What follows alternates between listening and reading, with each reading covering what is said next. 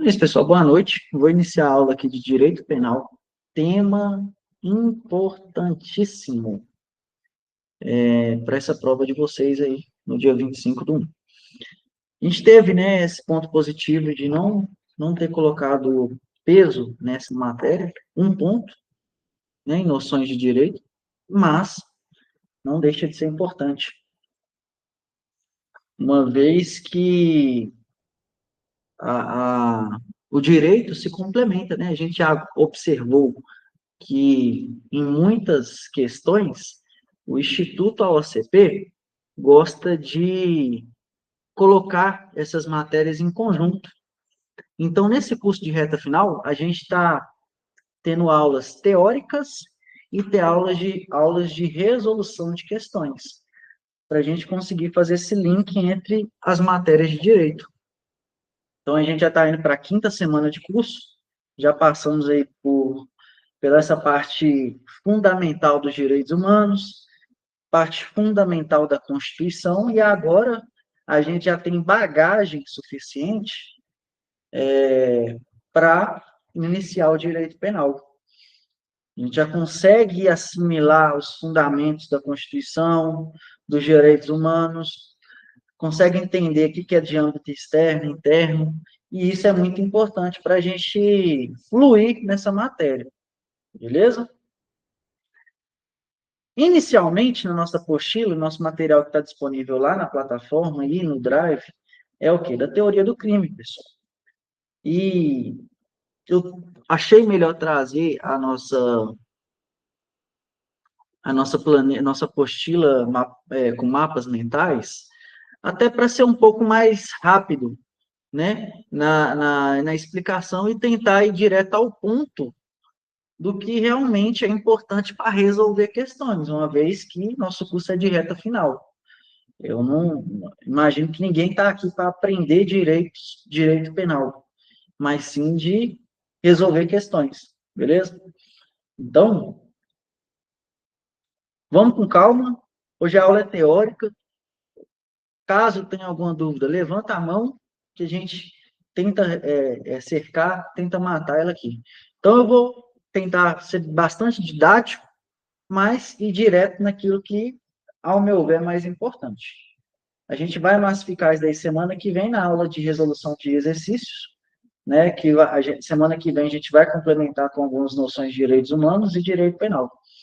Então a gente vai ter um momento específico para resolução de questões também, tá ok? Então vamos lá. Essa introdução, gente, do direito penal, ela é muito importante. O conceito de infração penal varia conforme o enfoque, conforme o olhar. De que ponto de vista eu estou olhando? Então, nós temos alguns conceitos, como o conceito formal de crime, eu tenho o conceito material e o conceito analítico. E olha que interessante, a gente esquematizou todos os três aqui na apostila.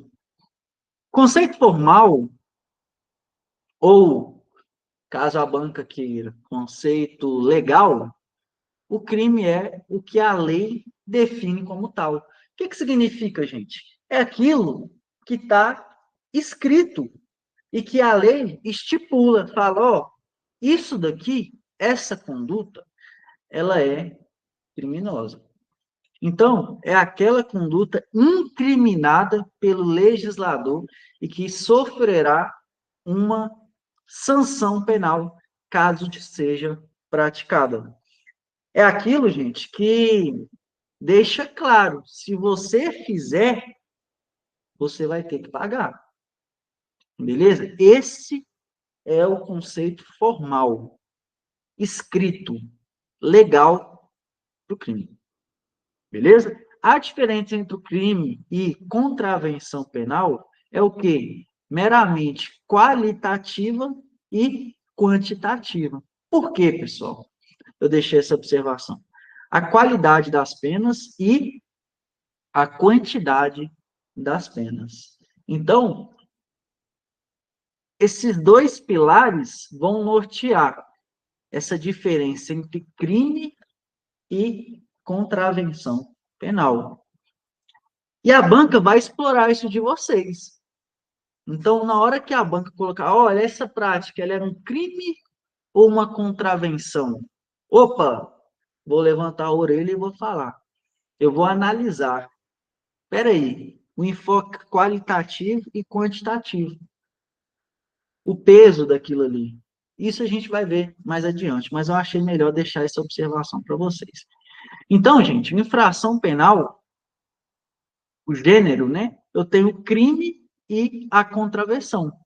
São o quê? Espécies diferentes. Beleza? Vamos seguindo aqui.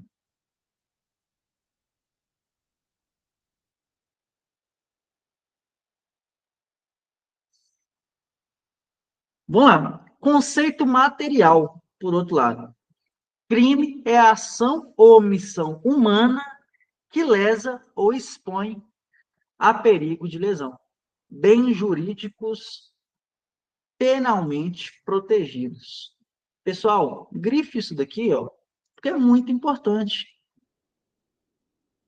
Para que essa conduta seja considerada um crime, eu tenho que ofender o bem jurídico de terceiro. Eu não posso virar e falar, ó, a Rafa está cometendo um crime sem ela ter feito nada. Ou, meramente, ela está fazendo alguma coisa contra o bem jurídico dela. Se é dela, se o bem é dela, eu não posso considerar aquilo ali como um crime. Beleza? Beleza, gente? Então, essa ação ou omissão humana que lesa ou expõe a perigo de lesão bens jurídicos penalmente protegidos. E, uma vez que eu coloco aqui, ó, ação ou omissão, ou então expõe a perigo, já pode ser considerado aí. Existe esse conceito material de crime. Beleza? Não necessariamente eu tenho que fazer, mas o mero ato de colocar um perigo já conceitua no âmbito material, beleza? Aborda a relevância jurídico-penal, o mal produzido pelo agente. Exatamente, pessoal.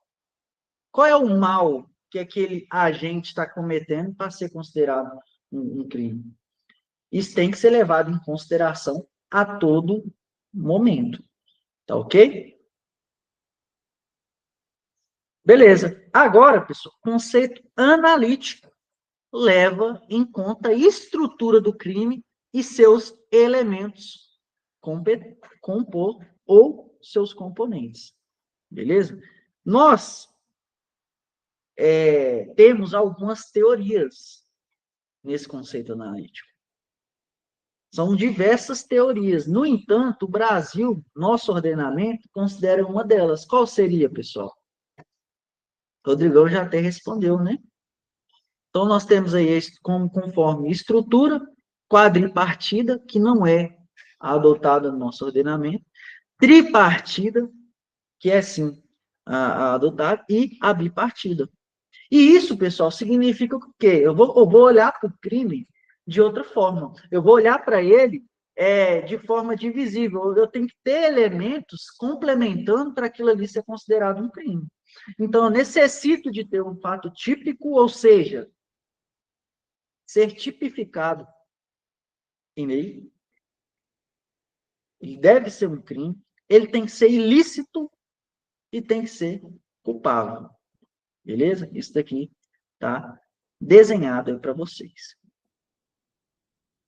Além disso, eu necessito de alguns elementos desse fato típico.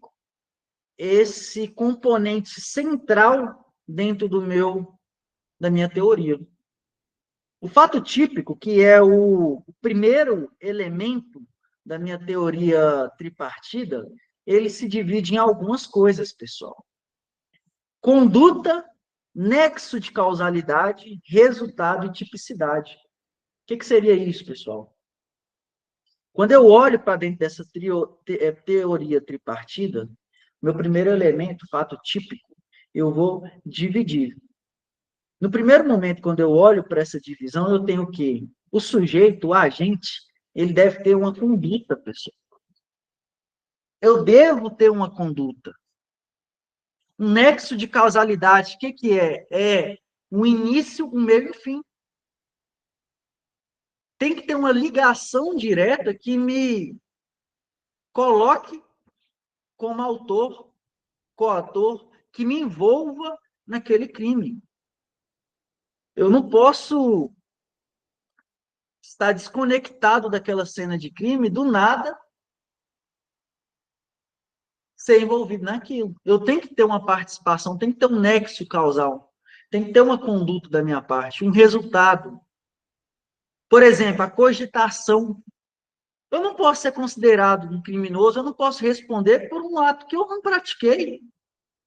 Cogitei, o meu pensamento em cometer um crime não considera aquilo um crime.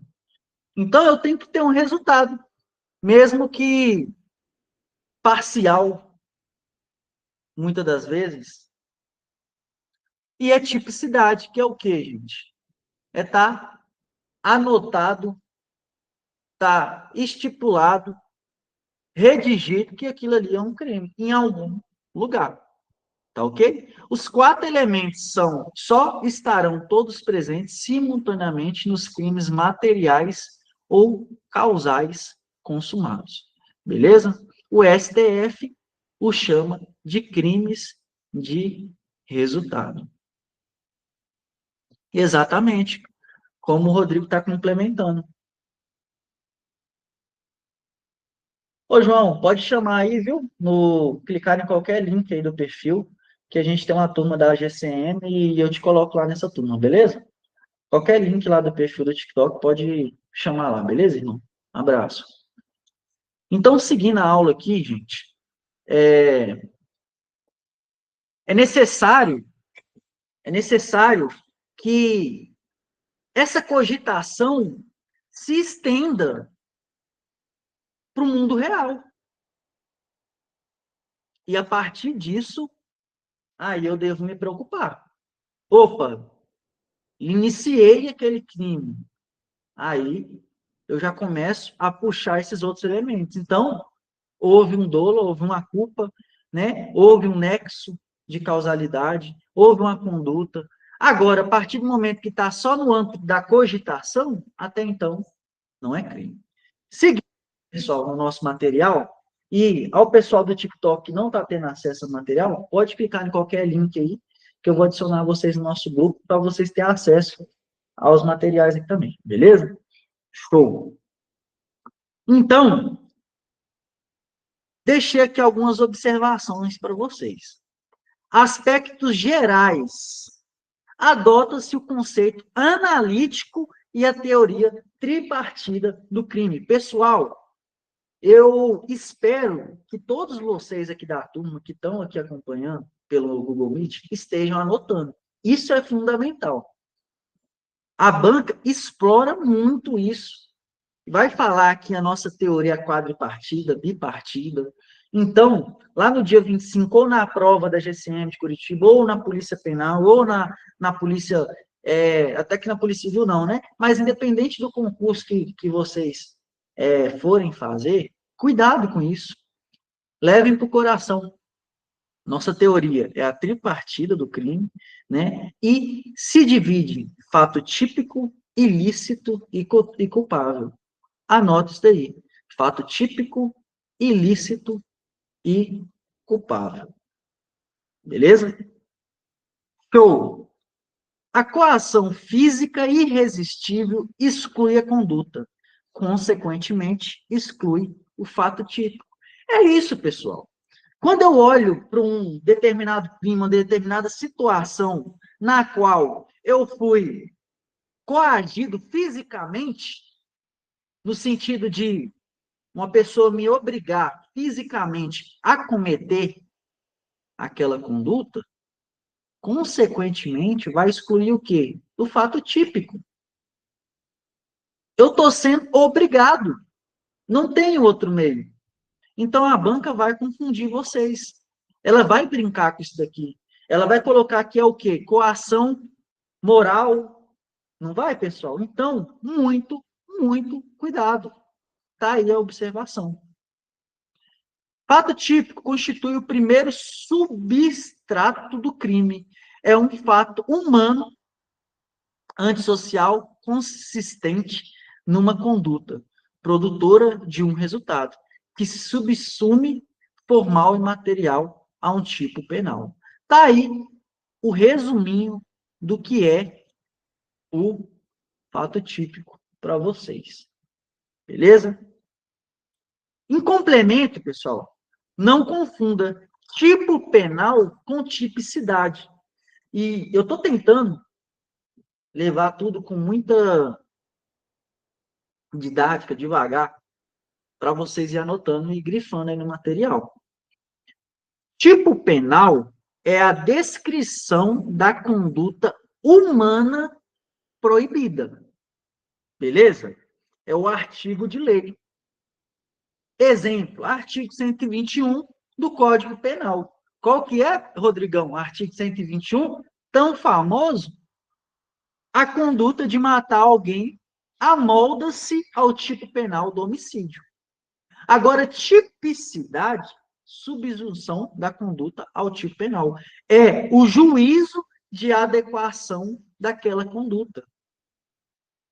É o teu olhar de falar, peraí, gente, o artigo de lei, meu tipo penal, artigo de lei, e meu juízo de adequação, essa conduta, ela é considerada um crime? Ela é certa? Ela é errada? Então, é muito diferente tipo penal e tipicidade. Exemplo, a conduta de matar alguém amolda-se ao tipo penal do homicídio. Beleza? A conduta de matar alguém amolda-se ao tipo penal do homicídio. Coisas diferentes. Beleza, pessoal? Seguindo. Resultado e nexo causal. Elementos, né, do nosso fato típico também. Show. Nexo causal, relação de causalidade, é o vínculo que se estabelece entre a conduta e o resultado naturalístico. Causa, a ação ou omissão sem a qual o resultado não teria ocorrido. É isso, pessoal. Nexo causal, eu vou lembrar que é uma linha tênue que vai me envolver naquela conduta criminosa. Ficou claro, pessoal? Eu preciso ter uma linha, eu preciso ter algo que me vincule àquela conduta.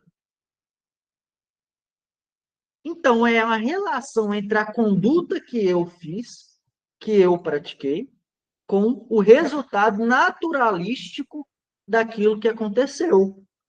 Qual seria a minha conduta em um crime de trânsito no qual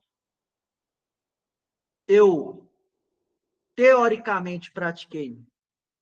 Qual que é o resultado disso? Exemplo, matei um cachorro. Deus, né? Livre guarde, né? Aconteceu. Qual que é minha relação de conduta com o resultado naturalístico? Essa linha entre os dois, o que pode ser a ingestão de bebida alcoólica, né? Pode estar envolvida ali na minha conduta, tá acima da velocidade, ultrapassar sinal vermelho. E qual é o resultado naturalístico disso, pessoal? A morte do animal. Né? Um exemplo, viu, pessoal? Nem bebeu, bebo. Enfim. Só para vocês terem essa percepção dessa ligação, essa linha que eu devo ter nesse nexo causal. Beleza? Lembrem disso na hora da prova. Causa, ação ou omissão sem a qual o resultado não teria ocorrido.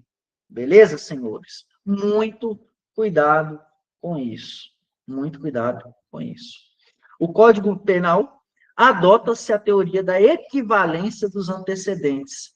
Né? Isso daqui a gente vai abordar no segundo momento. A aula de hoje eu quero ser mais didático e trazer essa parte mais introdutória, beleza? Essa questão dessa equivalência dos antecedentes eu vou deixar para um segundo momento, com uma aula complementar para a gente estudar isso daí mais a fundo. Show? Então, vamos lá.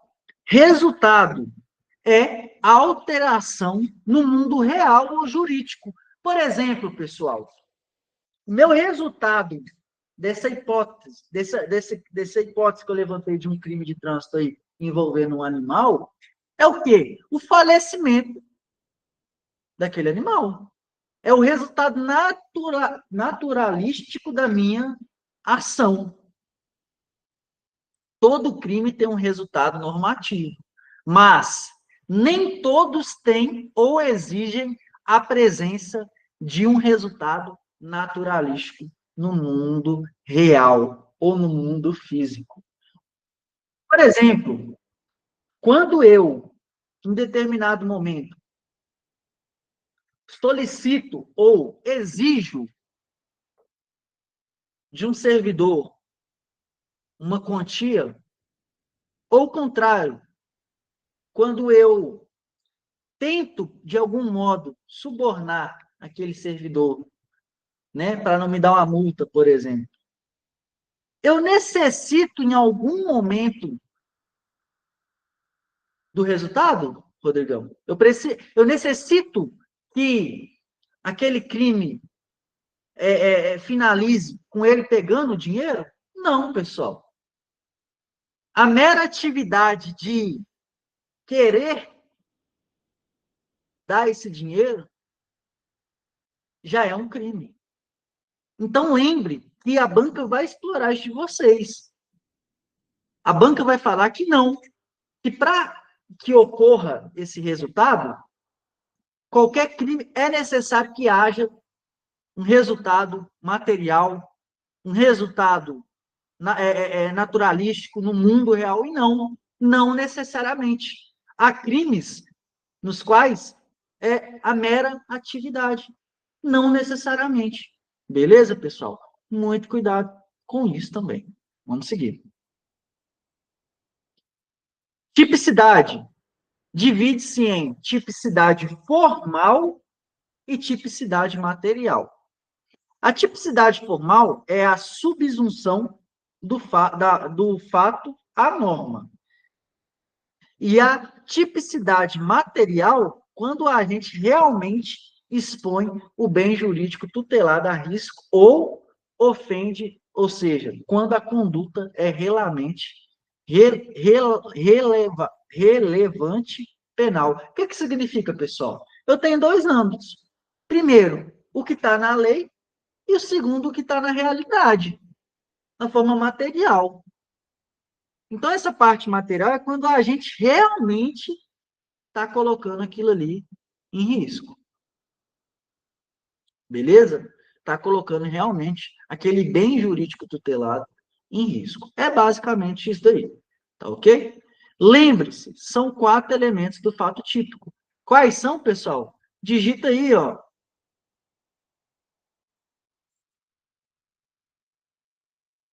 Conduta, nexo de causalidade, tipicidade e resultado. E eu vou trazer um mnemônico para vocês e muito famoso, o pessoal do TikTok, o pessoal que está aqui na aula, que é esse daqui, ó. E até peço desculpa àqueles um pouco mais introspectivos, né, pessoal? Mas eu estou aqui para ajudar no que for possível. E se isso vai ajudar vocês, eu vou trazer, beleza? Vocês vão escrever lá, ó, no resuminho de vocês, assim, ó. CR7 não transa. É isso aí. CR7 não transa. O que significa? Vocês vão lembrar disso. Vocês vão lembrar de eu falando isso no dia da prova. Que são o quê? Os 4 elementos do fato típico. É o quê? Conduta ao C de conduta. Conduta. R. Resultado. Não. Nexo de causal. Nexo causal. Transa. Tipicidade. Beleza? Pegaram o bizu aí, pessoal? Lembra disso. Lembra dessa frase lá no dia que vocês vão lembrar dos 4 elementos do fato típico. Beleza? Se não fosse importante, eu não iria trazer aqui para vocês, mas ajuda. Na hora, vocês vão lembrar. Beleza? Lembrem disso daí. Vamos seguindo aqui. Agora, gente, essa parte aqui é muito importante também. As causas relativamente e as causas absolutamente, né? Independentes. Isso daqui é muito importante. Nós temos com causa relativamente independente, que é o quê? Uma causa independe da outra. A causa que gerou o resultado se origina, ainda que indiretamente, do comportamento concorrente. E aí, pessoal, eu preciso que vocês esqueçam de qualquer problema, de qualquer coisa, e foquem aqui agora. Isso daqui é importante. Confunde muito. Então, vamos para o primeiro exemplo. O que seria uma concausa relativamente independente? É aquela que, por exemplo, o João tem alergia fatal a uma determinada substância. Maria, sabendo disso, entrega uma bebida com a referida substância. Em razão disso, João morre da alergia. Maria responde por o quê? Homicídio consumado. Então, é relativamente relacionado os dois tópicos. Ela sabia que ele tem essa alergia e mesmo assim fez. E ele morreu. Então, ela é relativamente independente. E nós dividimos isso em algumas coisas, pessoal. Nós dividimos isso em pré-existente, ou seja, a causa efetiva antecede a causa concorrente. Beleza? Nós temos a concomitante. Então, num primeiro momento, pessoal, entendam aí esse primeiro exemplo. Por que que é pré-existente? A conduta de Maria foi anterior à morte. Ficou claro, pessoal? Essa conduta que ela teve, maléfica, foi antes da morte de João. Então, é pré-existente. Mas tem relação com o ocorrido. Nós também vamos ter a concomitante, que é aquela causa que efetiva ocorre de maneira simultânea à causa concorrente. Outro exemplo para vocês. Olha a qualidade desse material, pessoal. Maria atira em João. Nu. Maria é mal demais, Rafa. Que isso? Atira em João, com intenção de matar. Olha o dolo dela aí, gente. Mas é o alvo. João, entretanto assustado, tem um colapso cardíaco e morre. Maria responde por homicídio consumado. Gente, isso é muito importante.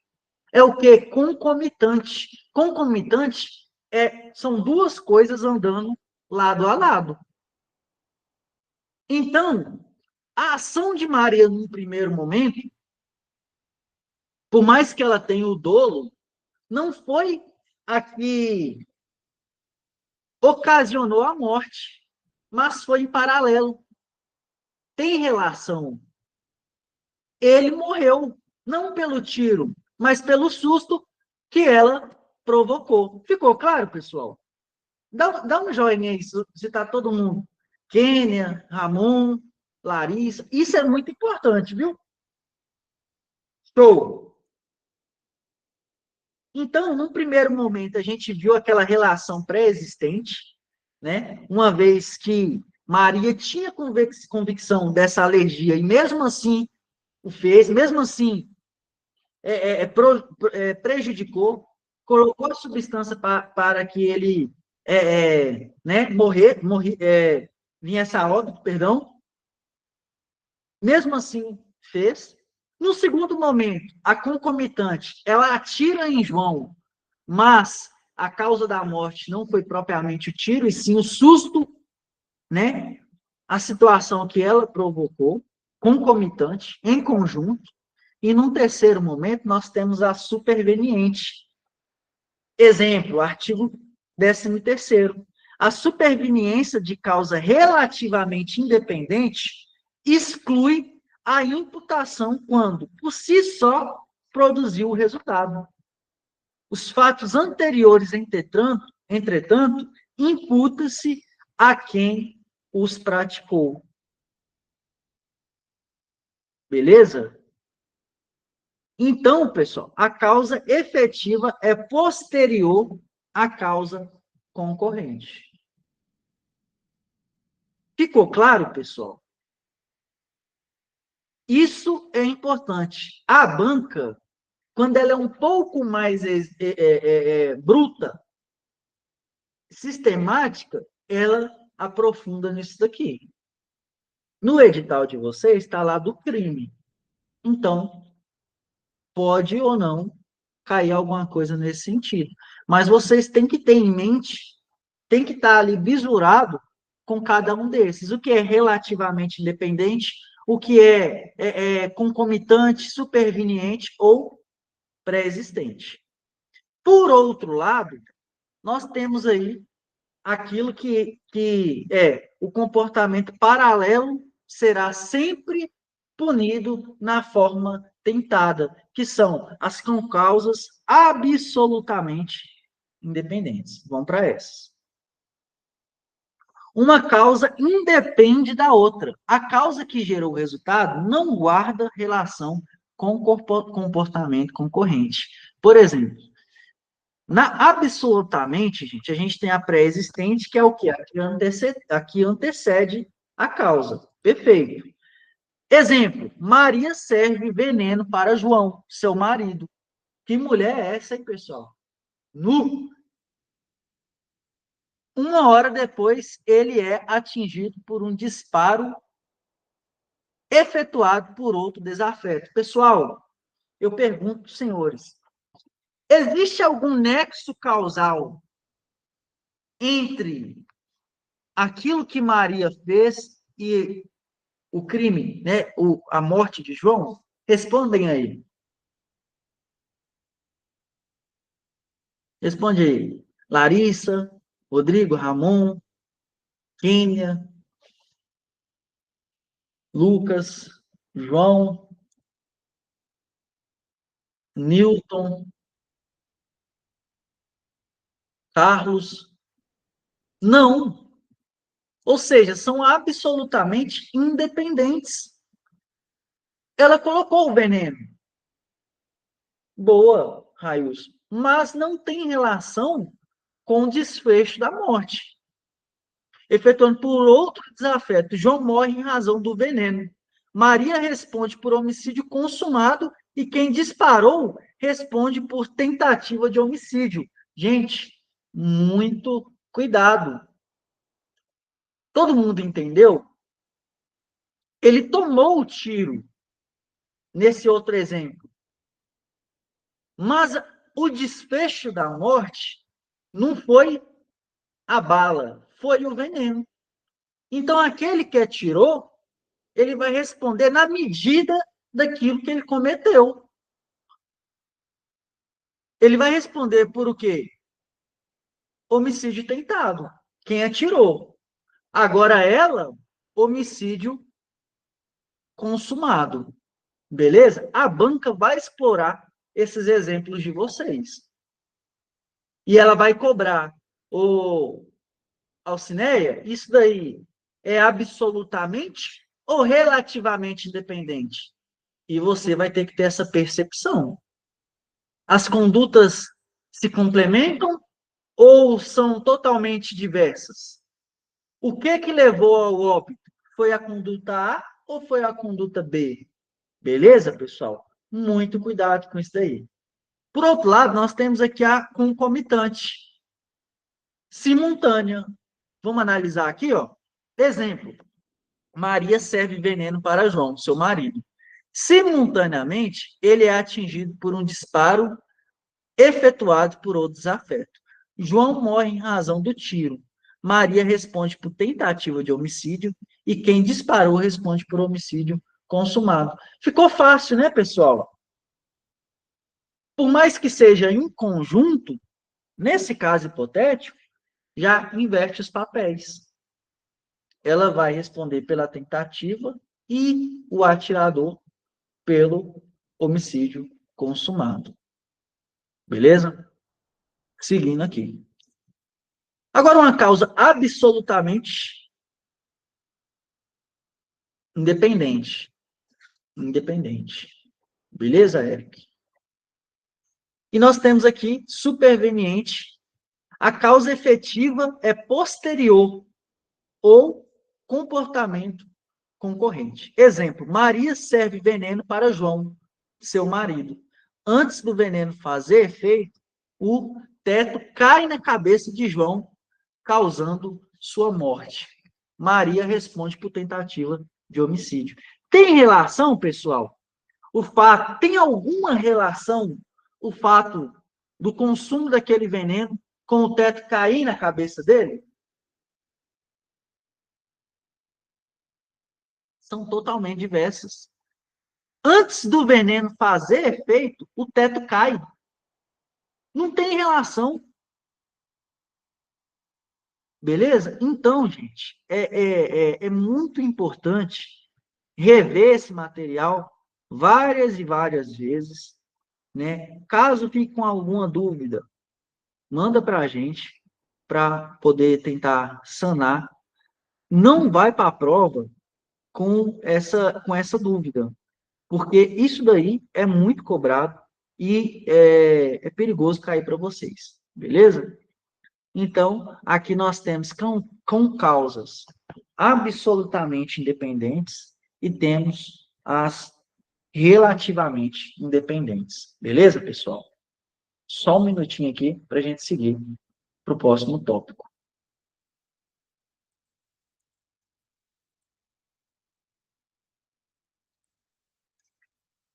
Todo mundo está entendendo aí, pessoal? Dá um joinha aí. Tá fácil? Tá começando a gostar? Porque é uma matéria que a gente gosta. Vocês podem ver que eu estou até animado. É boa. E tem gente que fala que direito civil é melhor do que direito penal. Será, gente? Direito civil é melhor que penal? Rails, responde aí, irmão. É não, hein? Não é mesmo? Vamos lá, pessoal. Vou abrir aqui para vocês.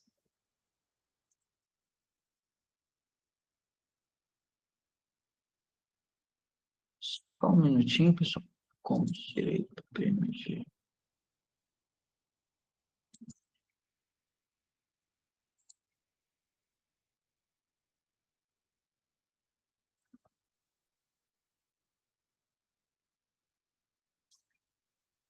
Lembrando, pessoal, que esse material está disponível para vocês que são da mentoria.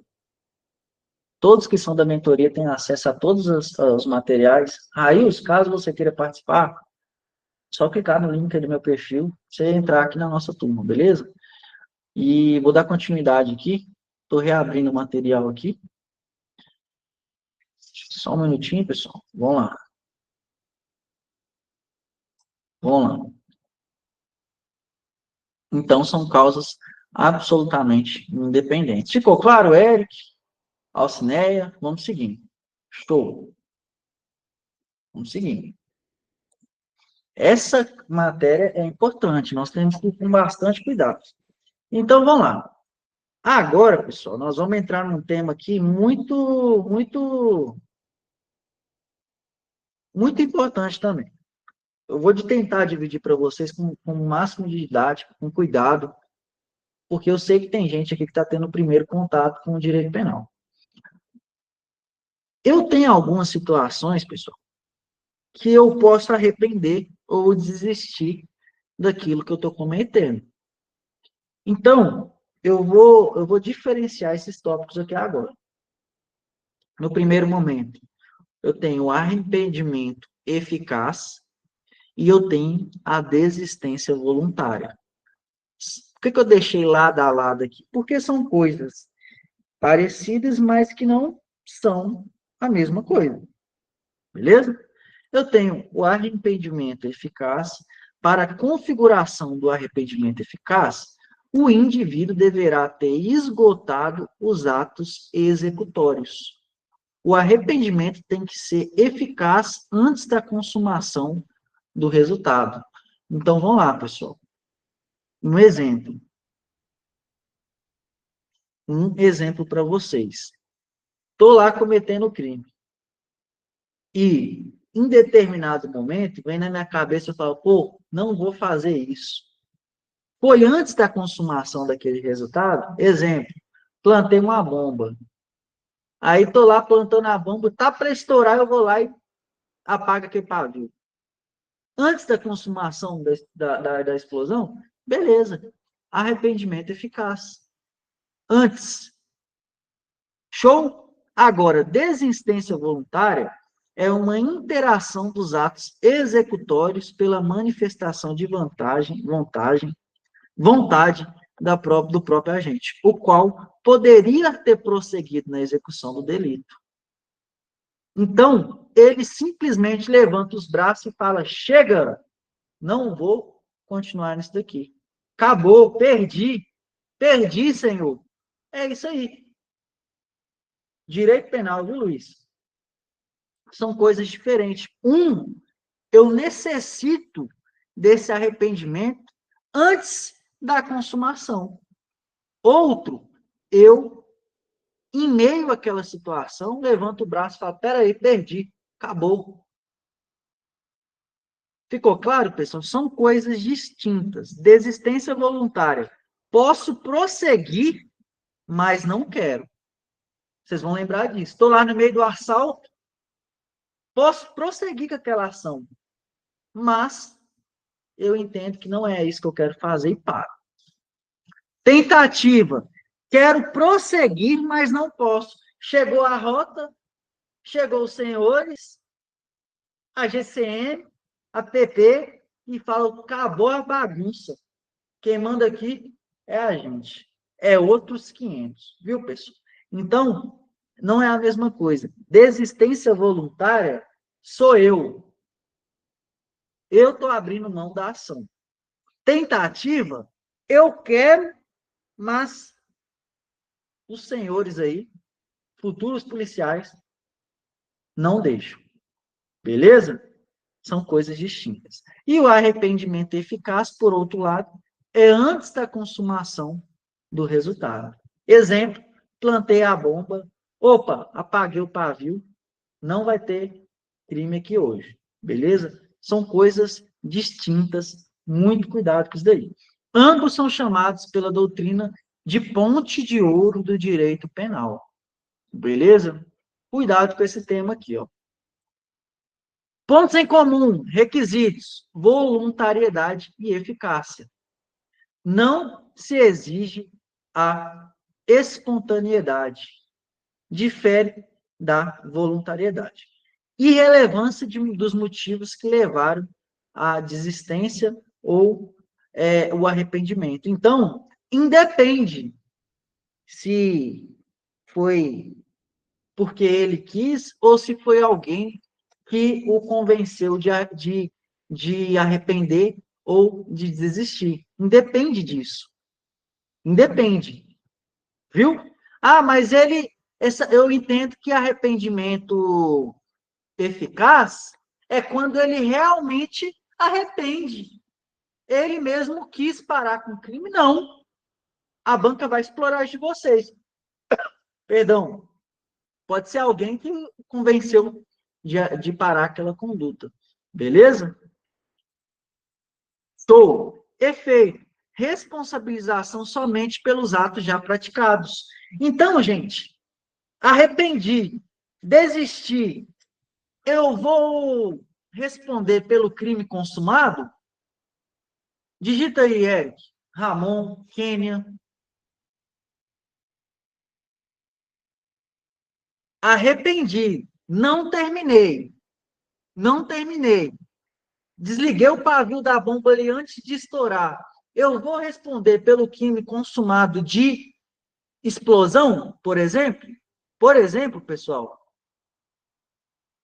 não. Eu vou responder na medida daquilo que eu fiz. Vou responder na medida daquilo que eu fiz. Beleza? Somente pelos atos que você praticou. Se aquela conduta não for tipificada, ótimo. Agora, se é, beleza. Na medida. Responsabilização somente pelos atos já praticados. Está aqui, gente, está desenhado. Ó. Somente pelos atos já praticados. Tanto a desistência voluntária quanto o arrependimento eficaz só são cabíveis em crimes materiais. Agora eu vou explicar o porquê. Pessoal, tem como Carlos Felipe é policial, por exemplo, e eu viro para ele e tento subornar. Aí daqui a pouquinho eu vejo que o Carlos não vai cair na minha, apelou, já me deu voz de prisão e eu falo, opa, peraí, desisti. Não, eu tô brincando, senhor. Não te ofereci dinheiro nenhum. Tem como, Rafa? Não, não tem como, ué. Abriu o bocão para tentar subornar o polícia, vai em cana, vai em cana.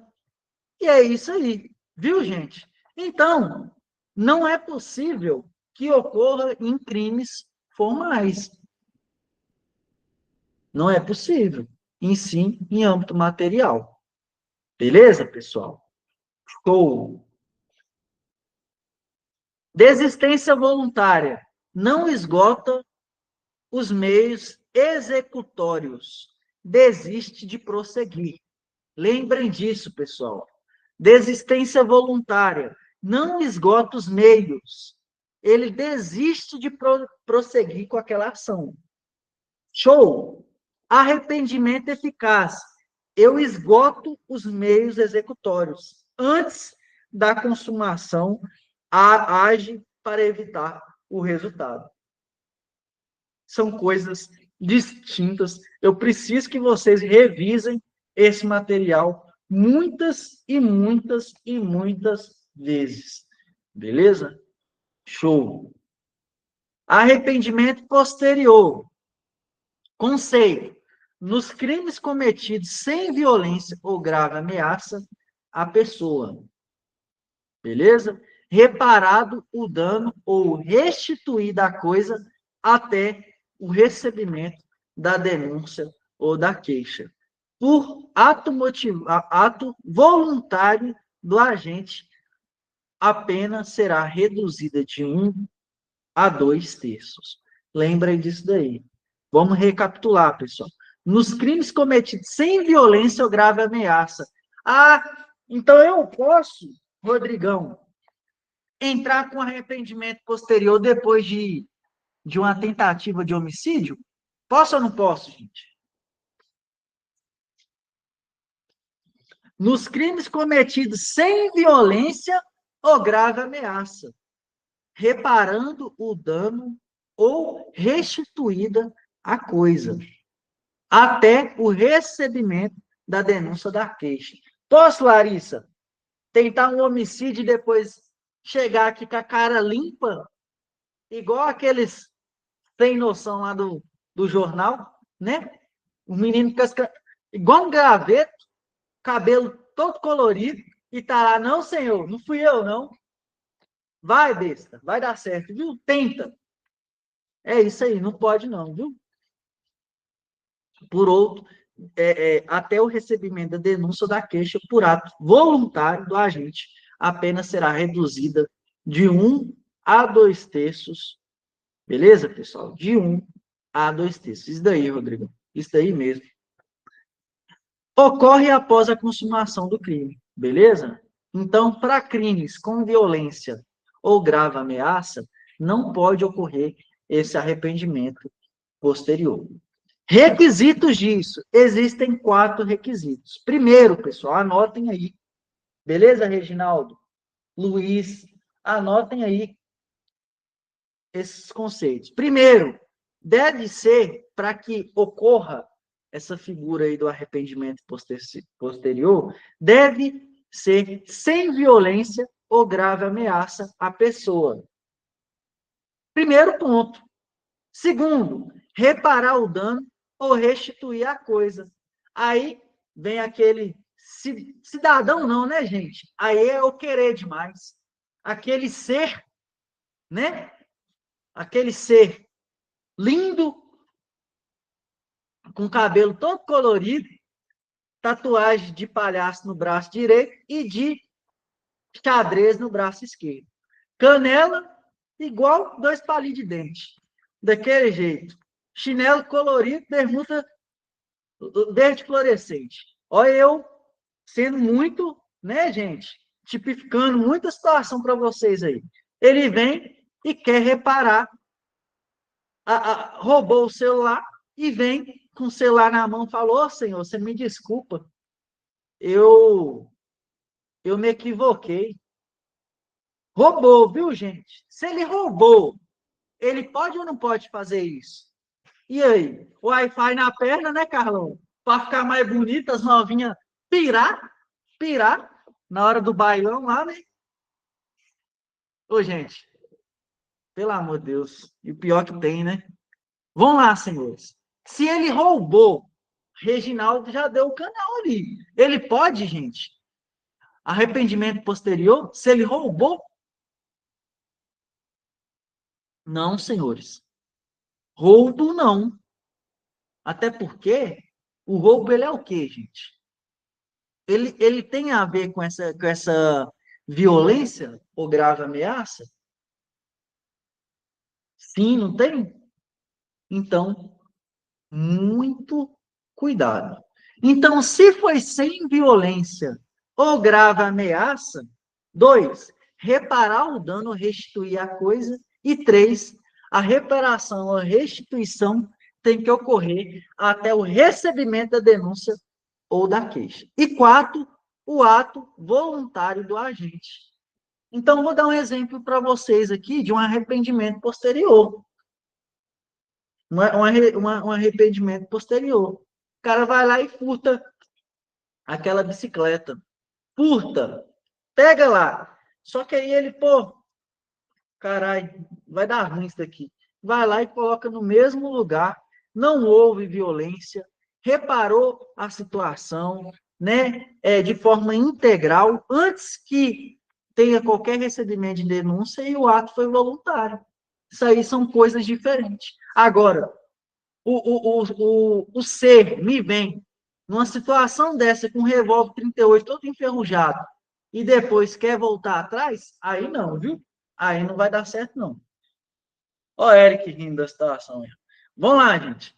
Consequência. Constitui causa de diminuição da pena de 1 a 2/3. Anotem aí, viu? Arrependimento posterior de 1 a 2/3. Beleza? Atenção! Caso a reparação do dano ou a restituição da coisa ocorra após o recebimento da denúncia, não caracteriza o arrependimento posterior.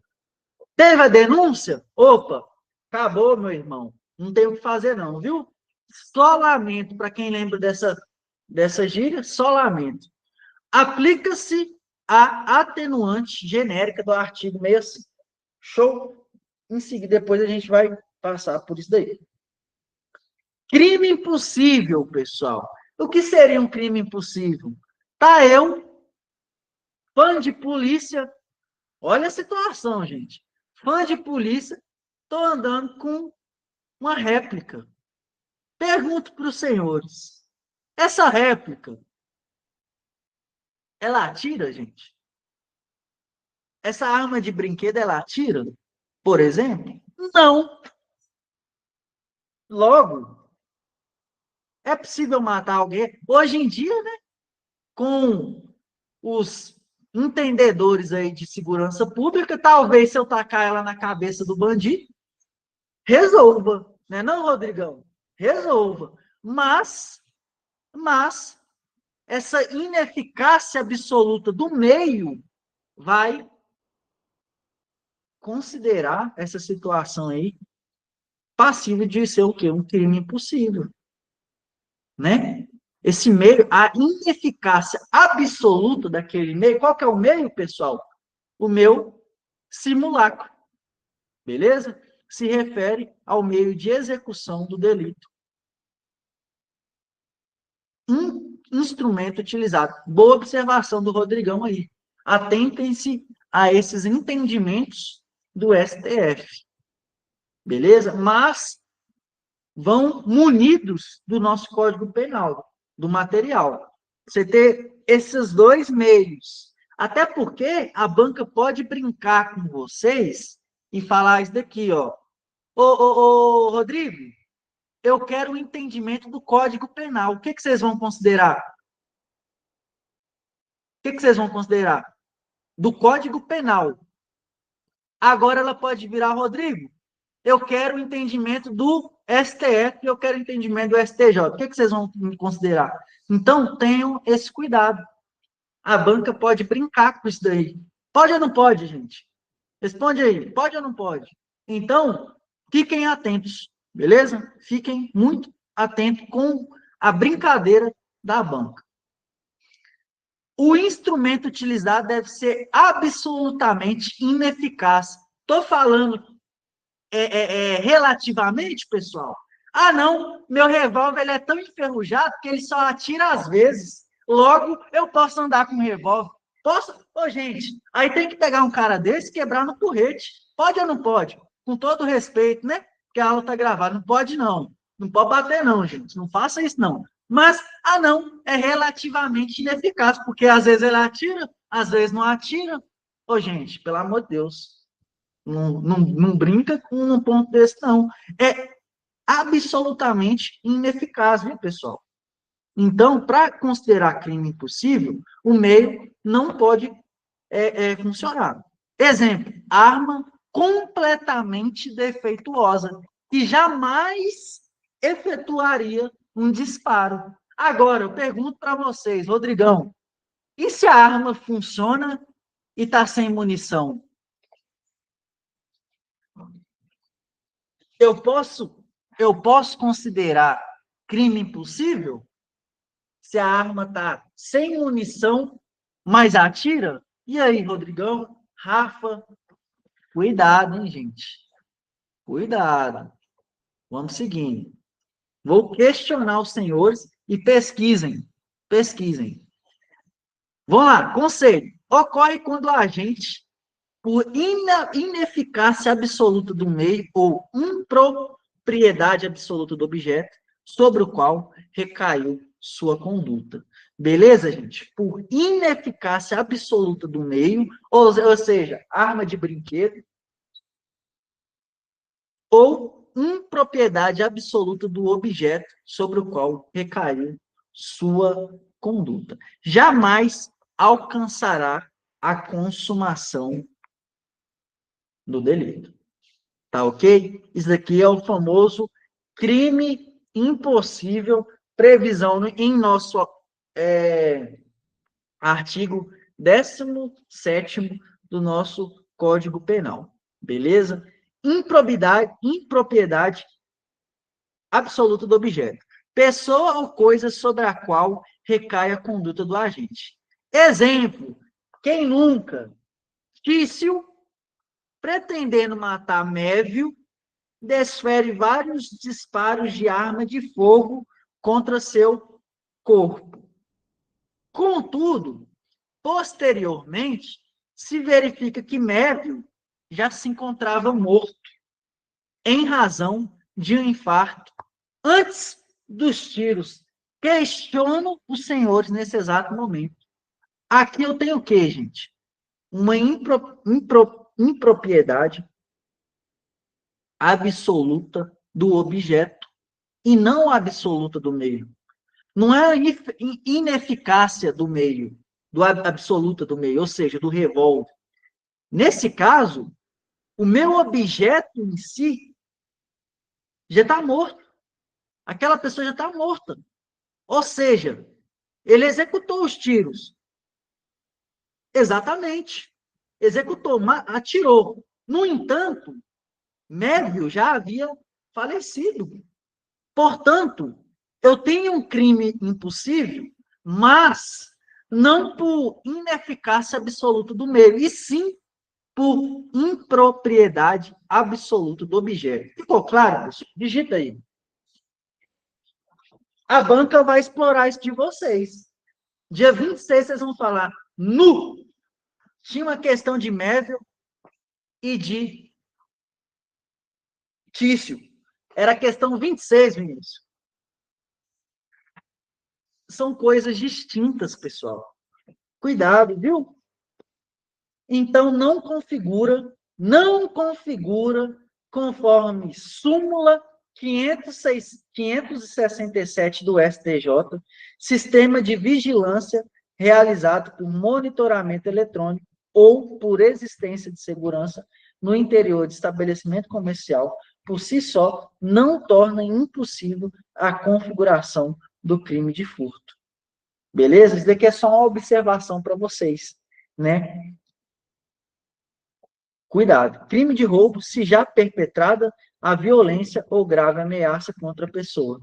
Tá ok? Então, não configura crime impossível, né? Caso haja o sistema de vigilância, que é o quê, gente? As câmeras de segurança, realizado por monitoramento eletrônico ou por existência de segurança no interior de estabelecimento comercial, por si só, não torna impossível a configuração do crime de furto. Beleza? Havia essa falta de entendimento, mas aí saiu essa súmula falando que não é porque eu tenho segurança ou câmera que vai deixar de ser furto. Beleza? Cuidado com isso daqui, ó. Se tá observação para vocês aqui, muito cuidado. Beleza, senhores? Então, essa parte inicial da teoria do crime já é. Ô, irmão, acredito que por volta de 70 pontos, viu? 72 pontos. Eu acredito nessa faixa, viu, irmão? Gente, vou finalizar a aula de hoje. É muito conteúdo. Então, eu espero que vocês revisem esse material. Para quem está acompanhando o TikTok, clica no link aqui do perfil para vocês entrarem no grupo de estudos, né? Lá a gente tem correção de redação, tem o banco de questões, tem 4 simulados disponíveis, todas as aulas gravadas. Tenho certeza que vocês vão gostar. E é isso, pessoal. Grande abraço. Né? Amanhã a gente tem aula de revisão semanal. Vou liberar daqui a pouco mais um mini simulado de direito penal para vocês, beleza? Essa semana foi muito produtiva, eu gostei muito do resultado de vocês no simulado, todo mundo subindo, ficando na faixa acima de 60 pontos. Isso é crucial. A última nota, vocês viram lá, ficou na caixa de 60 pontos para PCD e 66 pontos na ampla concorrência, é muito baixa. Então, se seguir essa linha, tá todo mundo dentro. A redação, já tive um feedback positivo da Emily hoje, falando que todo mundo melhorou muito na redação, está bem mais estruturado, então o caminho é esse. Show? Grande abraço para vocês. Todo mundo fica com Deus aí e até amanhã, viu? O professor, deixa eu só te perguntar, o esqueleto da redação tem lá na plataforma ou não? Tá lá na plataforma, viu?